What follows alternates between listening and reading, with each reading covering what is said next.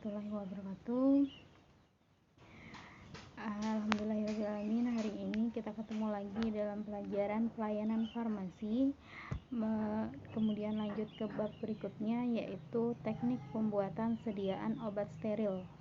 Bisa dibuka buku modulnya yang sudah diberikan dari sekolah, itu di halaman 107, tepatnya di bab 11 ya. Silakan dibuka teknik pembuatan sediaan obat steril. Jadi ketika melihat atau menyimak video ini, Ibu harapkan kalian juga memegang buku modulnya.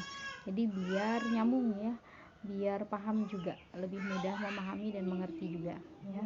Next. Sediaan steril di halaman 107.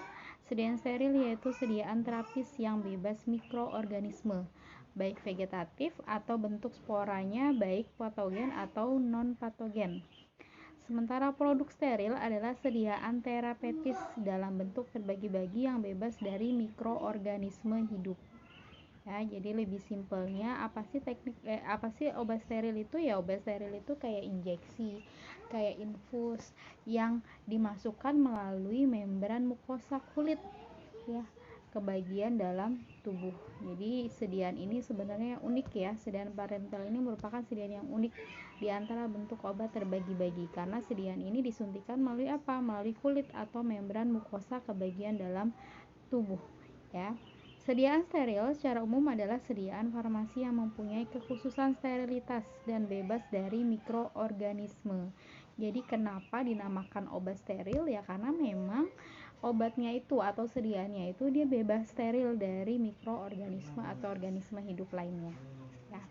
Nah, sediaan steril ini antara lain adalah parenteral volume besar, sediaan parenteral volume kecil injeksi, sediaan mata, tetes atau salep mata.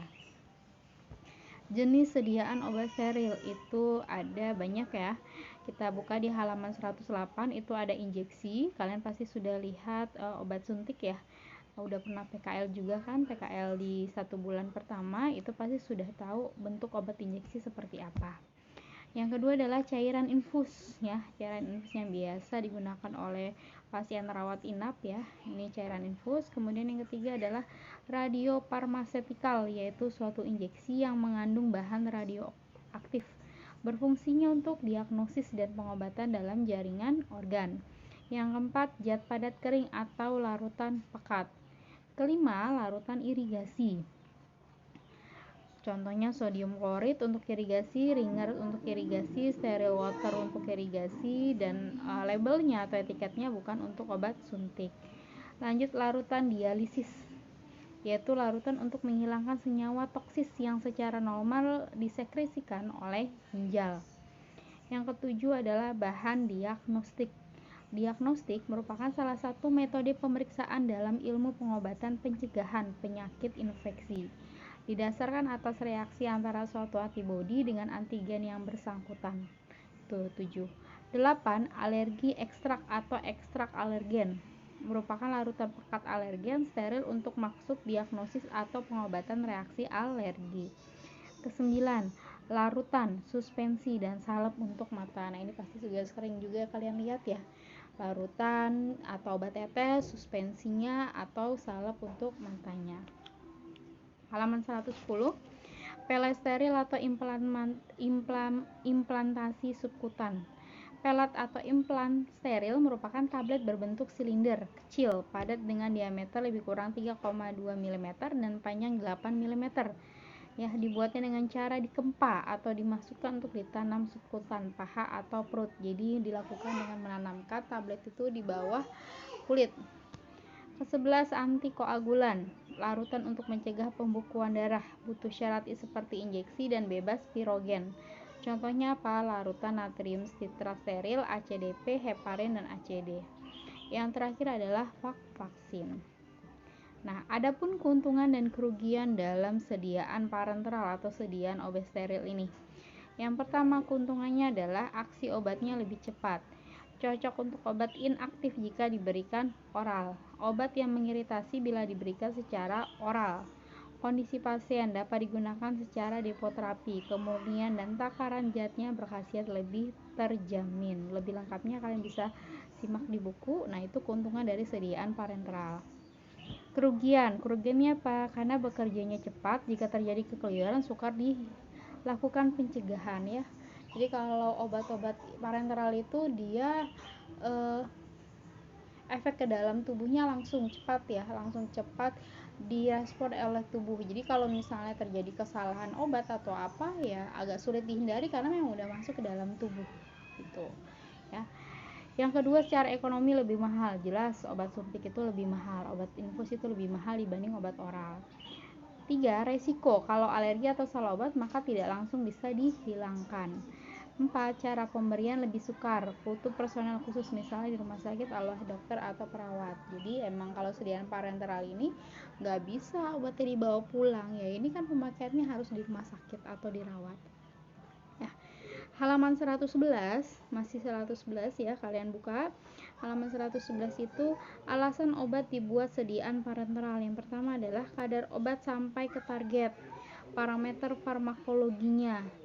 3. Jaminan dosis dan kepatuhan, efek biologis, alternatif rute, dikehendaki efek lokal dengan menghindari efek atau reaksi toksik sistemik, kondisi pasien. Kemudian imbalance atau cairan badan dan elektrolit, efek lokal yang diinginkan, contohnya anestesi lokal. Nah ini bawahnya lagi itu keuntungan dan kerugian obat dalam bentuk injeksi, nanti kalian bisa baca. Halaman 112, rute pemberian sediaan obat steril itu ada 7. Yang pertama adalah melalui intravena, yang kedua adalah pemberian subkutis atau subkutan, letaknya persis di bawah kulit. Yang ketiga itu pemberian intramuskular atau intramuskuler, itu dilakukan di antara jaringan otot. Nah, di halaman 113 itu ada syarat pemberian obat secara IM atau intramuskular. Ya, bisa dibaca sendiri ya. Halaman 114 masih di dalam bab yang sama, yaitu yang keempat adalah pemberian intraspinal, penyuntikan langsung ke dalam cairan cerebrospinal pada beberapa tempat. Kelima, intraperitoneal, penyuntikan langsung ke dalam rongga perut di mana obat secara cepat diabsorpsi. Keenam, halaman 116 itu intradermal, cara penyuntikan melalui lapisan kulit superficial tetapi volume pemberiannya lebih kecil dari SC.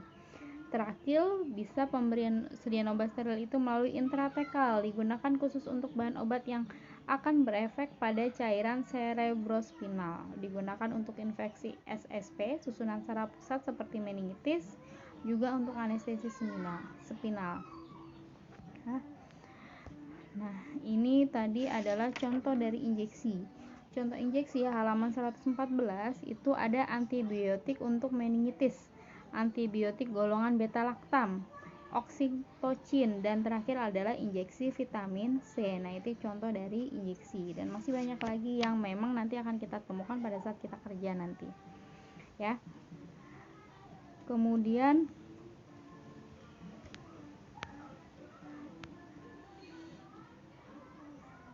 teknik pembuatan sediaan obat steril. Kalian buka di halaman 116. Teknik pembuatannya itu ada metode pembuatan. Yang pertama adalah sterilisasi akhir. Sterilisasi akhir itu metode ini banyak digunakan ya. Persyaratannya adalah zat aktif harus stabil dengan adanya molekul air dan tingginya suhu sterilisasi. Yang kedua ada aseptik. Aseptik ini, metode ini biasanya digunakan untuk zat aktif yang sensitif terhadap suhu tinggi yang dapat mengakibatkan penguraian dan penurunan kerja farmakologinya. Nah, prosedur pembuatan. Prosedur pembuatannya adalah larutan, bisa menggunakan larutan atau sterilisasi akhir. Yang kedua, bisa menggunakan larutan tapi dengan metode aseptik ya. Metode aseptik itu pengerjaannya pembuatan sendiri dilakukan di bawah LAF atau di bawah mesin LAF. Ruangannya kelas 2. Yang ketiga, injeksi suspensi kering tanpa granulasi atau sterilisasi akhir. Yang keempat, injeksi suspensi kering tanpa granulasi, metode aseptik. Halaman 120, injeksi suspensi dengan pembawa air atau metode aseptik. Nah, ini dikenal dengan istilah suspending agent, dikembangkan dengan cara yang sesuai lalu dicampur dengan eksipien lainnya sterilisasi bersama dengan autoclave dengan suhu 121 derajat Celcius selama 15 menit. F. Injeksi suspensi dengan pembawa minyak atau metode aseptik. G. Injeksi larutan minyak metode aseptik. H. Injeksi emulsi minyak atau air metode aseptik. Nah, ini ada berapa tadi? Berarti totalnya ada 8 dari prosedur pembuatan obat steril. Itu ada 8 ya, dimulai dari larutan, sterilisasi akhir, sampai injeksi larutan menggunakan minyak atau air. Nah, ini cukup sekian untuk bab ini, yaitu tentang obat steril. Mudah-mudahan bisa dipahami sambil terus dibaca di buku modulnya halaman 107 sampai dengan halaman 122. Kalau ada yang tidak paham silahkan langsung japri ibu, japri gurunya, guru produktifnya masing-masing. Sekian dari ibu, terima kasih. Wassalamualaikum warahmatullahi wabarakatuh.